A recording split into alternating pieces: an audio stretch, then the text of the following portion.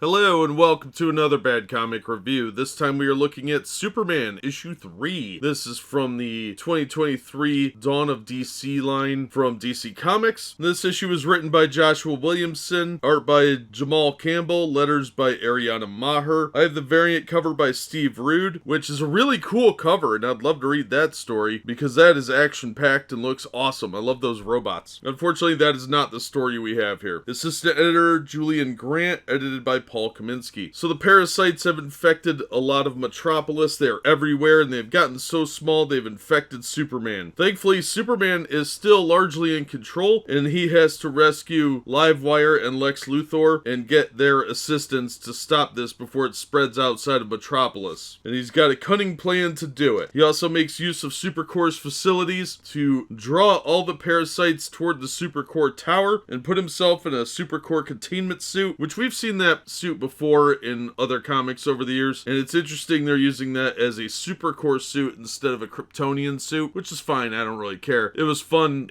element to see here, and the way he draws all the parasites out to try and get Rudy specifically to come, and Superman also gets Rudy to recognize that the parasites are not just a threat, but possibly also a food source, so this gives them the opportunity to put an end to Rudy's nonsense, as well as remove the radiation that caused him to fracture into a bunch of little Rudys as well. Near the end of the book, Clark and Lois have a little heart-to-heart. That could have been a little shorter. It had a lot of large panels, so it really seemed like they were just padding it anyway. And then Superman and Luthor have a talk, and Superman extends an olive branch, but the bad guys are still up to their shenanigans, and it looks like they are going to unleash a new bad guy. Good cliffhanger ending with that. Overall, it was an okay story. Honestly, it feels like these are halves of different issues. The first half of this issue should have been the follow-up last issue, and the second half of this issue looked like the start of a new story, so they're trying to use that as sort of a serial cliffhanger to lure you in, but it'd be nice if they just did a complete story in one issue instead. It's nice there's no backups though, I did like that, and the story was fun. I'm not a giant fan of this art style. In fact, it's definitely not my type of art, but the colors are good, and I think there is talent here. It's just not a style that I particularly prefer. So while I'd prefer more John Byrne, I guess we gotta have a little bit of manga style instead, because that's the thing everybody wants these days. But I will recommend this. I thought it was fun. I really love that Steve Rude cover. Thankfully, I didn't pay $6 for it. They gave it to me at the regular price because they were sold out of the regular covers, so I didn't have to pay extra for the variant. And the cardstock covers are nice, but they're not worth $1, so pick it up for regular price or less if you can. But this was easily $2 of entertainment. I didn't have a problem with it. It might read better in trade paperback, but as an individual issue, it was fine. There was a lot of action in the early half of the book. The second half was a lot more anticlimactic, and it really seems like they don't understand that in a 3-act story, you want the exciting stuff near the end. But it was still pretty fun. So, like I said, I am going to recommend this. It's a decent read. But that's going to do it for this one. Thank you so much for listening and supporting the channel. If you enjoyed the video, please hit the like button, and don't forget to subscribe so you don't miss future reviews. If you'd like to help the channel out in other ways, links are in the description to various support methods, and as always, we hope to see you on the next one.